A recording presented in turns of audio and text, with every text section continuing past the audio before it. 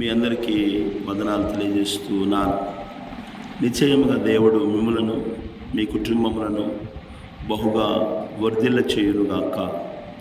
కృపయు కనికరమును సమాధానమును మీ వ్యక్తిగత జీవితాలలో మీ కుటుంబ జీవితాలలో విస్తరింప చేయునుగాక. ఆమేన్. మేలు చేయుటకై దేవుడైన యెహోవా మీకును మీ కుటుంబాలకును ఎల్లప్పుడూ తోడై ఉండునుగాక. ఆమేన్. దేవుని ప్రజలారా, ఈ ఉదయకాల సమయంలో ఈ చదవబడిన భాగంలో నుంచి కొద్ది మాటలను మనము ధ్యానం చేసుకుందాం. అనేకమైన విషయాలు ఉన్నాయి. దేవుని బిడ్డలారా, చూడండి, యథార్థమైన సత్యమైన న్యాయమైన దేవుని పరిచర్య చేస్తున్నప్పుడు మరి దైవజనుడికి కొన్ని వ్యతిరేకతలు, అలాగే కొన్ని అడ్డంకులు, ఆధ్యాత్మికమైన జీవితంలో అవినీతి కార్యక్రమాలు ఇవన్నీ కూడా ఆమోసుకు అడ్డుపడినట్లు అడ్డంకులు కలిగినట్లు మనం చూస్తూ ఉన్నాం. ఆమోసు ప్రకటన చేస్తున్నప్పుడు, దేవుని సత్యవాక్కులను ప్రకటన చేస్తున్నప్పుడు బేతేలులో దేవుని యాజకత్వము చేయుచున్న అమధ్య వ్యతిరేకించటము, దేవుని వాక్యాన్ని వ్యతిరేకించటము, ఒక మరి దైవజనుడై ఉండి దేవుని కార్యాలను అడ్డుపడటము అంటే దేవుని పని జరగకుండా, దేవుని కార్యాలు జరగకుండా అడ్డుపడే వ్యక్తిగా అమధ్య ఉన్నట్లు మనం చూస్తూ ఉన్నాం. నేటి కాలంలో కూడా చాలామంది అమధ్యాలు మనకే కనబడుతూ ఉంటారు. దేవుని ప్రజలారా, వీళ్ళ పని ఏంటంటే దేవుని వాక్యాన్ని వ్యతిరేకించటము, దేవుని సన్నిధిని వ్యతిరేకించటము, దేవునికి వ్యతిరేకంగా నిలబడటము వీళ్ళు చేసే పనులు ఇవ్వండి. వాళ్ళకు కావాల్సింది ఏంటంటే స్వార్థపూరితమైన విధానాలనే వారు అవలంబిస్తూ ఉంటారు. వారు అనుకున్నది జరిగే విధంగా నడుచుకుంటూ ఉంటారు. దేవుని బిడ్డలారా, ఈ అమధ్య కూడా మరి దైవజనుడైన మరి ఆమోసు చేస్తున్న పరిచర్యను బట్టి ఆయనకి ఇంకా ప్రోత్సాహకరంగా లేడు, కానీ ఆ పరిచర్య జరగకూడదు ఇక్కడ అనుకునే ఒక దుర్బుద్ధి అమధ్యకున్నట్లు మనం చూస్తూ ఉన్నాం.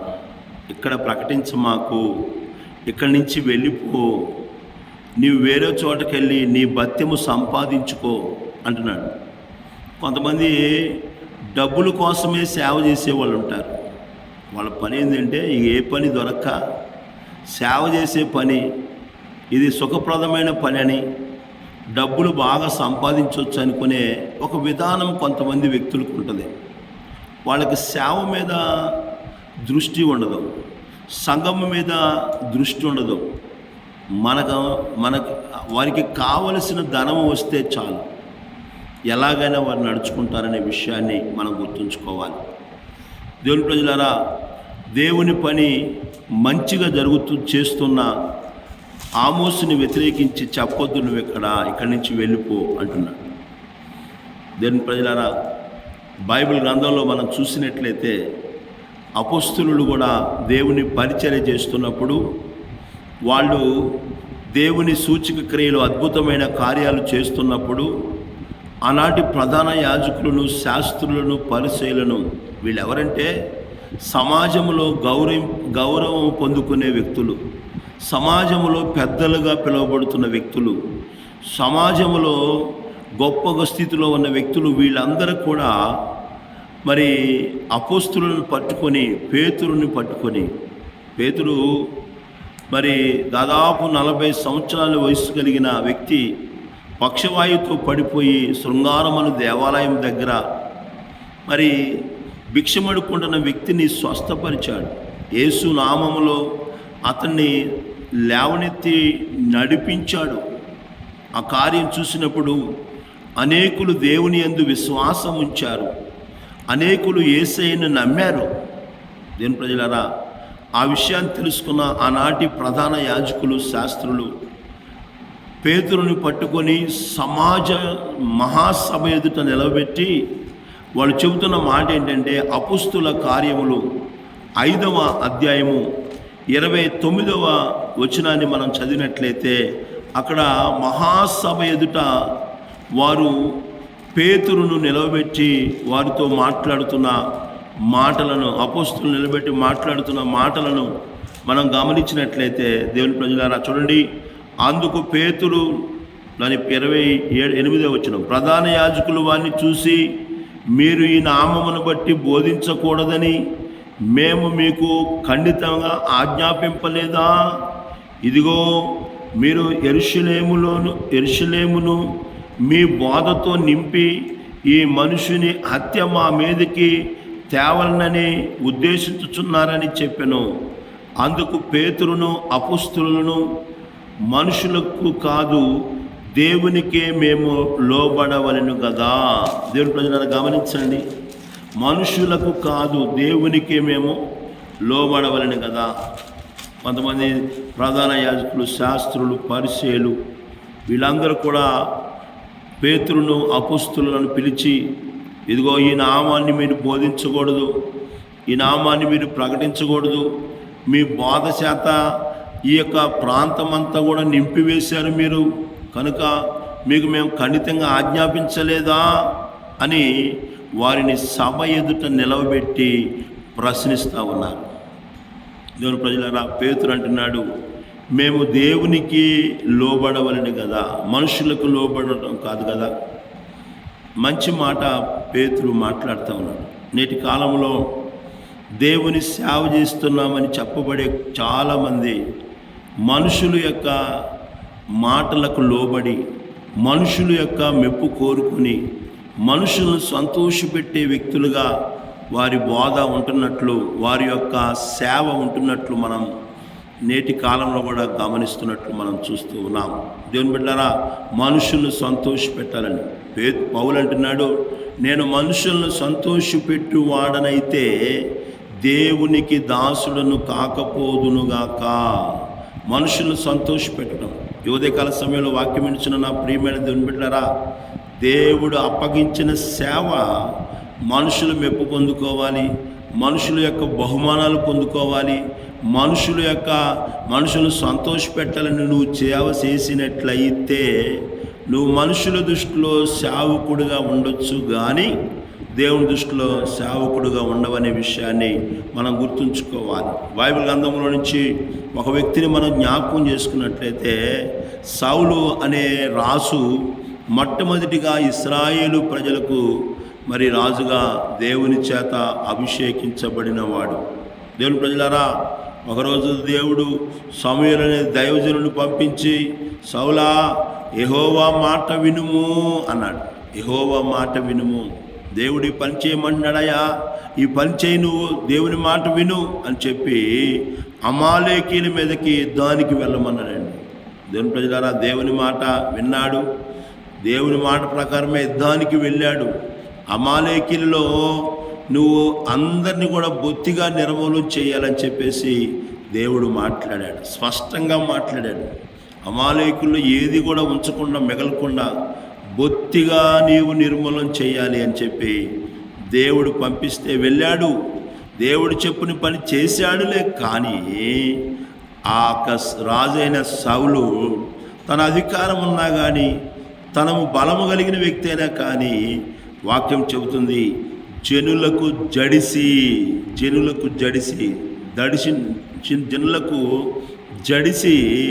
ఏం చేశాడంటే వాళ్ళ మాట విన్నాడండి.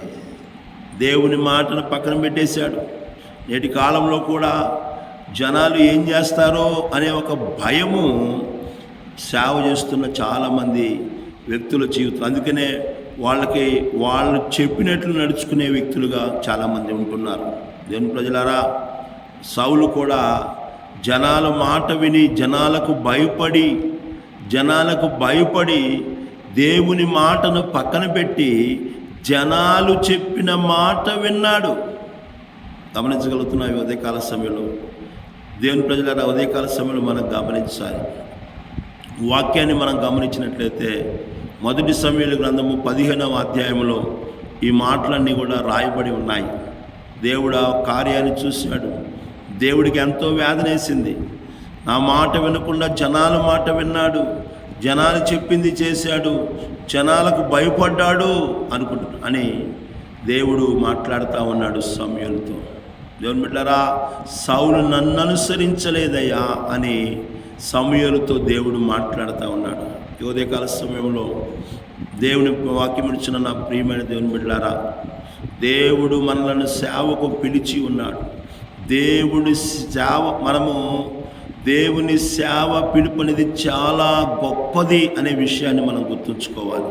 కనుక మనుషులను సంతోషపెట్టాలను, మనుషులకు మెప్పు పొందుకోవాలనుకునే కాదు, కానీ మరి దేవుడిచ్చిన అధికారాన్ని సౌలు ఉపయోగించుకోకుండా జనాల మాట విని జనాల దృష్టిలో రాజుగా ఉన్నాడు. కానీ దేవుడు అన్నాడు, రాజుగా ఉండకుండా నేను సౌలను త్రోసివేసి తిని అని మాట్లాడుతున్నాడు. ఉదయకాల సమయంలో గమనించిన దేవుని బిడ్డలారా, రాజుగానే చేస్తున్నాడు, పరిపాలన చేస్తూనే ఉన్నాడు, రాజుగానే అధికారం కలిగి ఉన్నాడు. కానీ దేవుని దృష్టిలో సేవకుడిగా ఉండకుండా కొట్టివేయబడినట్లు మనం చూస్తూ ఉన్నాం. జనులకు భయపడి జనులు చెప్పినట్లు మనం జనులను అనుసరించినట్లయితే నిశ్చయముగా దేవుని చేత త్రోసివేయబడతామనే విషయాన్ని మనం గుర్తుంచుకోవాలి. దేవుని బిడ్డలారా, ఈ ఉదయకాల సమయంలో అమధ్య అనే దైవజనుడు కూడా జనాలకి మరి దేవుని మాటను విలువ లేదు, కానీ అతను కూడా జనాలు చెప్పినట్లు నడుచుకునే వ్యక్తిగా ఉన్నట్లు మనం చూస్తూ ఉన్నాం.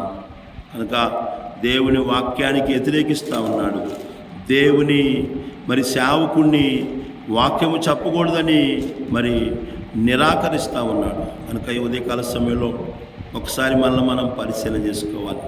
దేవుని పనికి, దేవుని వాక్యానికి, దేవుని కార్యాలకు అడ్డుపడే వ్యక్తులుగా ఉన్నామా ఒకసారి పరిశీలన చేసుకోవాలి.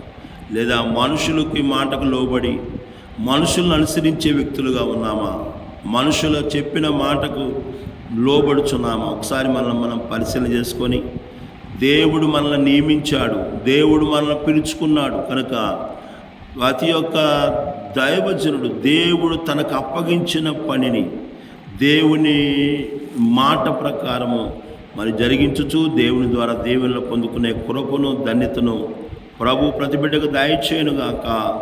దేవుడి కొద్ది మాటలు మనందరి వినికిల్లో దీవించి ఆశీర్వదించునుగాక. ఆమేన్.